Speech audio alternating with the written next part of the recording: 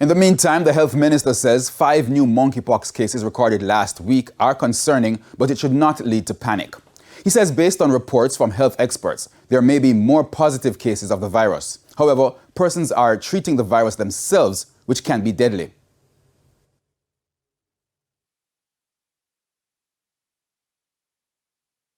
What it says to us, when I speak to the experts, the epidemiologists and others, is that there are cases, more cases out there that we don't know about.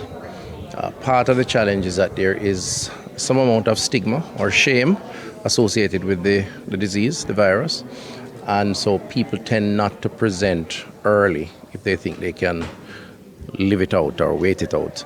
And they present to the hospital system or the health system when it's well advanced and when they think that they can't deal with it personally. One Jamaican has so far died from the disease. The health minister didn't give much details, only to say that the victim was middle-aged and had an underlying illness. Dr. Tufton says the country should receive 3,500 doses of the monkeypox vaccine. However, the drug, administered in 2 doses, will only be available to a limited group. These are positive cases, close contacts of cases, and healthcare workers treating patients with the virus, to name a few. Because of the limited numbers, because we can't get it to buy, it will only be available to persons who have been exposed. So from contact tracing, we give those persons to prevent. If we had more, we could give persons who are trying to protect themselves but not exposed. But we can't do that at this point because we have to prioritize the most risky.